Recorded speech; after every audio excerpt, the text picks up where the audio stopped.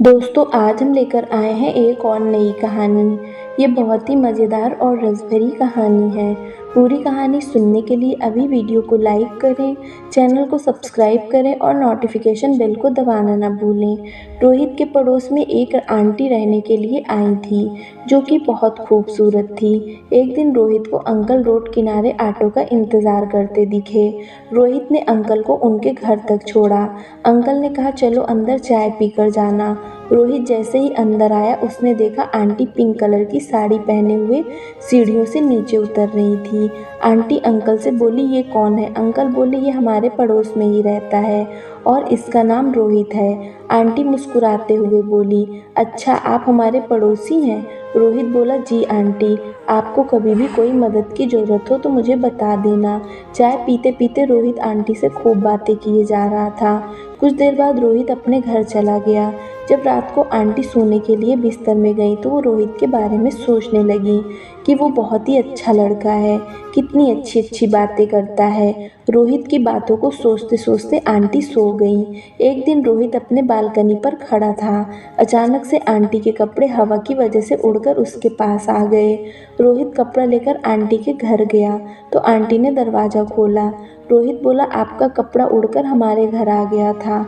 Aunty खुश होते हुए बोली, अच्छा हुआ तो तुम खुद घर आ गए, मैं तुम्हें बुलाने ही वाली थी क्योंकि मुझे मार्केट जाना है। अंकल भी नहीं है, मुझे लेकर चलोगे? आंटी के मुंह से इतना सुनते ही रोहित बोला, बस 5 मिनट इंतज़ार करिए, मैं अपनी बाइक लेकर आता हूँ। रोहित आंटी को बाइक में बैठाकर मार्केट ले गया।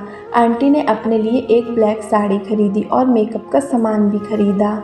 आंटी को लेकर मार्केट से मैं जैसे ही घर पहुंचा तो आंटी बोली, आज तुम्हारे अंकल घर पर नहीं है। मुझे नई जगह के कारण रात में अकेले बहुत डर लगता है। क्या तुम आज मेरे घर पर रुक सकते हो? ये बात सुनते ही रोहित बोला, ठीक है, मैं रुक जाऊंगा। ये बात सुनकर आंटी के चेहरे पर मुस्कुराहट आ गई। आंटी बोली, आज तुम अपने घर से खाना खाकर मत आना, मैं तुम्हारे लिए खाना बना कर रखूंगी, हम दोनों साथ मिलकर खाएंगे। रात 9 बजे रोहित आंटी के घर पर पहुंच गया तो उसने देखा कि आंटी वही पिंक वाली साड़ी पहन रखी थी। पिंक साड़ी में आंटी बहुत अच्छी लग रही थी। रोहित आंटी की तारीफ करते हुए बोला, आपकी वजह से साड़ी की खूबसूरती बढ़ गई।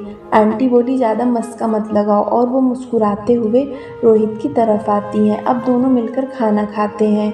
खाना खाने के बाद आंटी रोहित के लिए एक गिलास दूध लेकर आई और बोली, रोहित ये दूध पी लो। तो रोहित एक बार में गिलास का सारा दूध पी गया।